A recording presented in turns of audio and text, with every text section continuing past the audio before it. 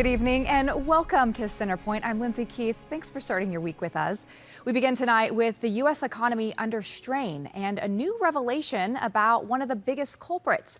A study from the University of Texas finds that the brazen $200 billion looting of government COVID relief funds is behind the inflation of housing prices, driving away many would-be homeowners. As we reported here on Centerpoint on Friday, a shocking 17% of the government's $1.2 trillion COVID bailout fund was stolen by fraudsters who spent their ill-gotten gains on sports cars, jewelry, and yes, on real estate. We're joined now by Brandon Arnold, Executive Vice President of the National Taxpayers Union. Brandon, welcome to the show. It's good to see you this evening. Thanks for having me. Okay, so many of us thought that the housing price was going up because of demand and people were starting to work from home and they wanted a home. But now this new report out showing that this PPP fraud actually had a part to play in certain areas on raising the price of homes. How big of an impact did it have?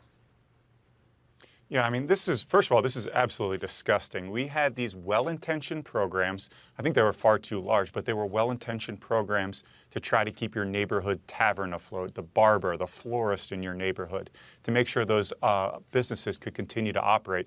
And instead, people took that money and, like you said, they went off and they bought automobiles, they bought houses, and they absolutely drove the price of real estate up. They drove the price of automobiles up, and they made this huge problem even larger. Now, it is absolutely disgusting that this took place, and it is absolutely one of the highest priorities of government to get this under control, to find where that fraud is, to bring back those dollars, whether that means reclaiming these automobiles or homes or what have you, and to make sure we're doing right by the American taxpayer. And there are people who are going, hundreds of people who have been going to prison because of it, many more out there still. But let me ask you this, because many people didn't see this correlation. So could there be other correlations out there that this fraud actually impacted too that we haven't made that connection with? Yeah, I mean, the other big piece of the pie, I think, when it comes to inflation would be the unemployment insurance programs.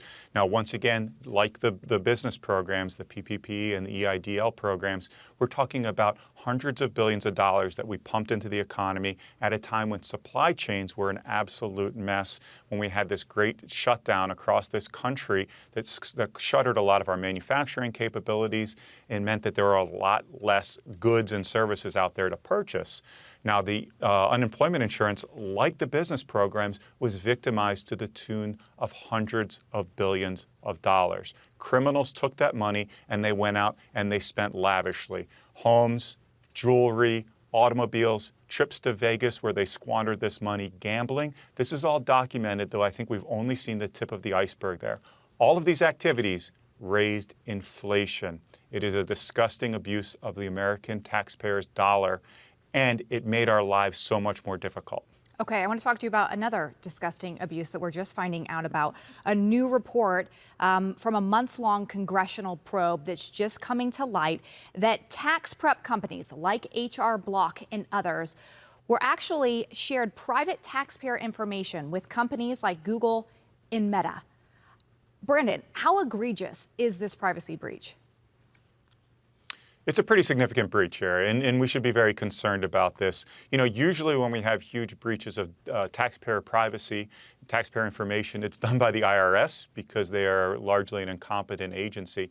In this case, it appears that there was private companies, tax prep services, H&R Block and two other tax preparation services that placed what they call pixels on their website. So when people were doing their taxes, some of that information was shared with these large tech companies. Now, the investigation has just begun. I think there's a lot more information that needs to come to light before we go through any kind of punitive action here. But we absolutely need to take this very seriously because there's no laughing matter when it comes to taxpayer privacy and that type of data.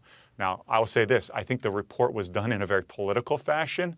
I think the goal of this report is not as much to solve this problem as it is to drive the agenda of its authors, which includes Senator Elizabeth Warren, to have the IRS take over tax preparation services as we know them.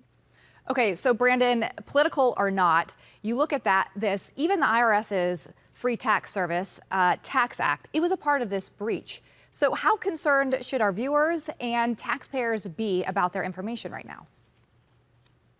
Well, they should be concerned. And again, I think there's still a lot that needs to be investigated here before we know the extent of this data breach. For instance, there's a big difference between having individualized data that is leaked to the public or leaked to hackers. That is to say, your name, your address, your social security number, and so forth, versus aggregated data. If that's aggregated, it's less of a security threat. So there's still more information that needs to come to light here. But again, we do not want to understate the gravity of this problem. When we have taxpayer data out there, that is a huge concern, and people should be concerned. Now, there are programs, identitytheft.gov, for instance, that will help taxpayers in the event that their information has been stolen and is being put to bad use by ne'er-do-wells. So there are options out there for people to address this issue, but hopefully this data breach does not rise to that level. Yeah, let's hope so, but appreciate that information. Brandon, good to see you this evening. Thanks for being with us.